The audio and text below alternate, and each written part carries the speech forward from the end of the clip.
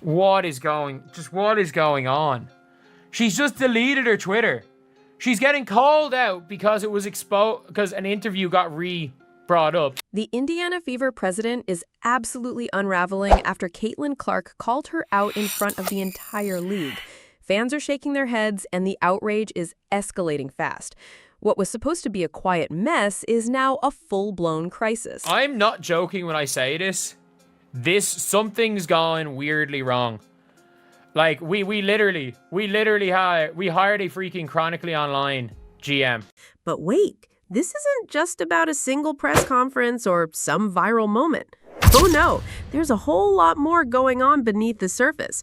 And trust me, I've got all the dirty details. I have said before, and I will say it again, Stephanie White, Amber Cox, Kelly Crosscroft, the Indiana Fever president, they were not ready. Now, Christine Brennan in her book confirmed the WNBA and the Indiana Fever did not realize what they were about to get themselves into with drafting Caitlin Clark because the popularity they weren't prepared for and didn't see coming. Things just hit rock bottom in the Indiana Fever's front office, and Caitlin Clark's fans aren't keeping quiet about it.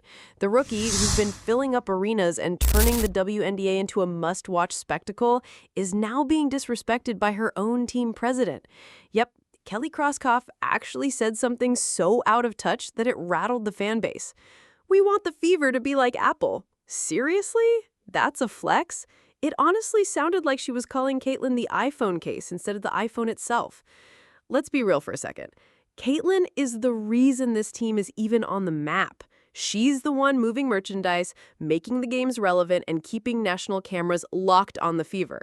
But instead of celebrating that, the higher-ups seem more focused on downplaying her impact. Fans? Not having it. The backlash on social media was savage, calling out Krauskopf's comment for the blatant disrespect it was. And then in true cowardly fashion, Krauskopf pulled a Houdini act. Her account vanished overnight. No apology, no explanation, just silence, hoping to sweep it under the rug. But the internet doesn't forget, and neither do Fever fans. That damage, it's already done. Yes, Stephanie White, every single solitary move that you make is going to be scrutinized. Welcome to it. Right here. You know, someone's in full-blown damage control mode when they delete their social media during a scandal. That's exactly what Fever president Kelly Krauskopf did after her ridiculously tone-deaf Apple comment about the team went viral, and not in the way she wanted. Fans were absolutely relentless. The second that clip hit the internet, Caitlin Clark supporters flooded X like a swarm of angry bees, calling out Krauskopf for trying to reduce Clark, the person who actually makes the WNBA relevant, to some bland business metaphor. By Friday night, Krauskopf's X account was gone. No apology, no statement, not even a half-assed attempt to clean up her mess. Just poof. And that silence, it spoke volumes louder than any PR spin ever could. Fans weren't just disappointed, they were furious. We're talking about the diehard season ticket holders, the ones who stuck by the Fever through years of mediocrity, and now they feel completely betrayed. They've been waiting for this moment, for the team to finally have something to build on, and the front office is crumbling it right in front of their eyes. And to make it worse, this comes right after weeks of ignoring Clark's treatment on the court. She's been getting hammered every game with no calls, like the refs forgot their whistles. And now her own team president can't even acknowledge her value without turning it into some corporate branding speech. Pathetic. Fans weren't buying it, and Krauskopf running to the hills only confirmed everything they suspected. It's not just a PR nightmare anymore. It's a full-on trust meltdown. And the front office? They just threw gasoline on the fire. And then, of course, Sophie Cunningham stepped in. But before we get to that, hit that like button if you think Caitlin's being targeted on purpose. Drop a comment if you think the refs are completely blind to what's going on. And yeah, smash that subscribe button because trust me, things are about to get even messier from here. As a ref, I know I would mess up all the time. Yeah. Like, I'm not saying that your job is easy, but when it is a simple call right in front of your face multiple times, what are you doing? In San Francisco tomorrow, you're on the Las Vegas Strip. What can the Las Vegas expect from Sophie? Oh, you know what? I'm just gonna be me. I don't go in there trying to predetermine anything. I'm dialed in. I need to focus on hitting my shots, making sure I'm executing the schemes right. I'm not focused on the extracurricular activities. And you know what? During that, it was just part of the game. I think the refs had a lot to do with that. It was a build-up for a couple of years now of them just not protecting, the star player of the WNBA. And so at the end of the day, I'm going to protect my teammates. That's what I do. And I'm a team player, so it's all good. Sophie Cunningham, the self-declared bodyguard of Caitlin Clark and the unofficial vice president of "Try that on our court and you'll get dropped," just lit the league on fire with her words. On the debut episode of her podcast, Show Me Something, Sophie didn't just talk. She went full scorched earth. Her monologue was raw, unfiltered, and felt like it was ripped straight from the script of a Netflix drama. And her target? Not just the usual rivals. No, she came for everyone, especially those downplaying Caitlin Clark's massive impact on the league. "You're literally dumb," she said. Not once, not twice, but 3 times. That clip? It blew up on TikTok, YouTube, and X. It's the catchphrase of the moment now, and Sophie knew exactly what she was doing. But let's be clear. Sophie doesn't just run her mouth. This is the same Sophie who recently body-checked a Connecticut Sun player into another dimension after Clark took an elbow to the face. She got ejected, and she didn't give a damn.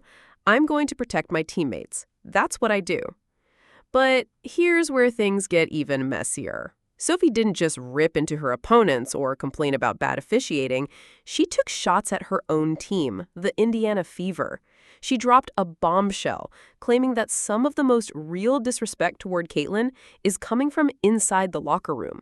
Sources close to the team are calling Sophie's podcast a declaration of war. That tension fans have been sensing? Yeah, it's real. The culture clash rocking the WNBA old school vets versus viral stars wasn't just happening across the league. It's brewing right inside Indiana's walls.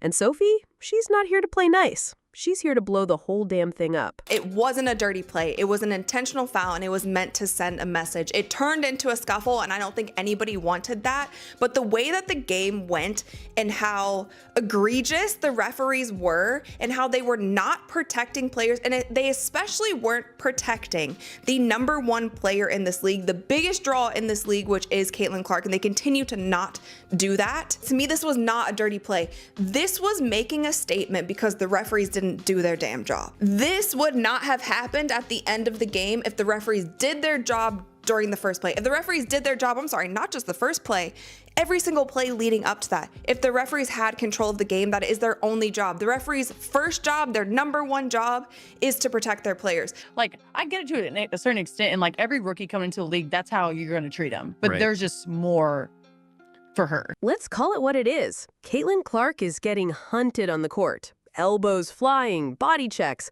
eyes nearly gouged out. And the refs? Dead silent. If this were the NBA and someone tried that on Steph or LeBron, there'd be texts, suspensions, and a 24/7 news cycle.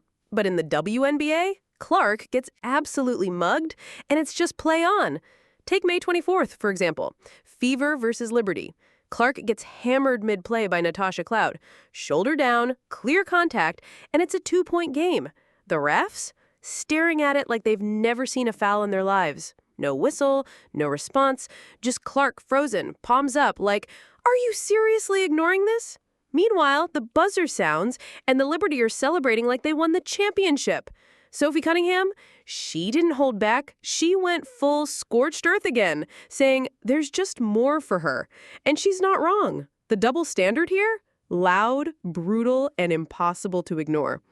This isn't just tough defense. This is targeted chaos. Some rival players have even quietly admitted there's an unspoken agenda. Make her earn it. Translation, break her before she can shine too bright. And that's exactly what they're trying to do. But Caitlin, she's not breaking. She didn't come to the league to be hazed. She came to dominate. And when the refs won't call anything, Sophie's out there throwing shoulders and lighting up the mic like it's her full-time job. This isn't just a few bad calls anymore. It's a trend. Honestly, it's starting to feel like there's a full-on conspiracy in play. If you're still here, you know this story is about so much more than just basketball. Don't just sit back and watch. Get in the mix. Like, comment, and subscribe to stay ahead of the spin. The next twist? It could drop any second. If we want to sustain the growth and the interest level in the franchise, this is about the Indiana Fever yes, we have a foundational player in Caitlin Clark and Leah Boston, and we're going to continue to add to that. But I want this team to be the leader in the country, and a brand, an enduring brand, like Apple or something. I mean, we have a real opportunity. Things are not okay behind the scenes in Indiana, and this isn't just drama. This is full-on war. On one side, you've got the corporate suits trying to force the Fever into some slick, polished Apple-style brand, as if they can slap a logo on anything and make it shine. On the other, you've got players, fans, and even rival coaches who know the truth. Caitlin Clark isn't just part of the equation, she is the brand, period. But here's where it gets icy. Fever president Kelly Kroskoff, in her infinite wisdom, decided to downplay Clark's impact, like she could somehow diminish the one thing keeping the franchise relevant. And that's when things snapped. Enter Sophie Cunningham. Sophie didn't just disagree with Kroskoff's ignorant take. She went scorched earth on her own bosses. This wasn't some slip-up in a heated interview, some moment of frustration. Oh no. Insiders are saying that podcast rant was calculated, a premeditated strike timed perfectly after hearing the president's tone-deaf comments. Sophie didn't just shade the WNBA, she publicly called out her own front office with receipts. That's not frustration, that's full-blown rebellion. And honestly, it exposed something even uglier, an identity crisis within the franchise. The Fever want to build a dynasty, but they already have the centerpiece in Caitlin Clark. Instead of celebrating her like they should, they're treating her like a threat, as if her rise is somehow a challenge to their outdated control. The team is now divided. Some are all in on Caitlin, the future of the franchise. Others, they're clinging to the past, unwilling to let go of their outdated ways. And guess what?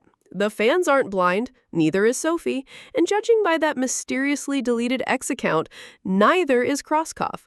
Let's be real here. This isn't just about basketball anymore. It's about control, ego, and fear. Fear that Caitlin's meteoric rise will shine too brightly and expose just how out of touch the front office really is. Things are falling apart at the seams, and no one's even trying to hide it anymore. The Fever's future? It's a battle between progress and the ghosts of their own failure. Second, take a look here. If this were LeBron James getting slammed to the floor after an eye poke, Twitter would literally explode. SportsCenter would be running it on a loop for days. But Caitlin Clark, she gets absolutely crunched. No whistle, no penalty, and absolute crickets from the league. Now imagine Steph Curry getting beaten down game after game with zero protection. Would the NBA just shrug it off? Hell no! But that's exactly what's happening to Caitlin Clark. She's not just some rookie. She's the reason people are even tuning into women's basketball. The ratings, the sold-out arenas, the surge in media coverage, it's all Clark. She's the cash cow, the spark that's making this league relevant. And yet somehow she's getting treated like she's some bench warmer. Sophie Cunningham, she hit the nail on the head. It's unacceptable. And Coach Stephanie White, she hijacked a press conference to light into the refs for letting it slide, over and over again. The fans see it, the media sees it. Hell, even rival players see it. But the league? Silent. Utterly silent. Here's the ugly truth that no one's saying. If Caitlin Clark were a man, this league would be bending over backwards to protect her. Instead, she's getting shoved around like it's some sick joke, and her own team's executives can barely be bothered to step up. Sophie's fighting for her, the fans are fighting for her, but the people who should have her back, they're too busy playing politics and holding on to old power structures that are slowly crumbling around them.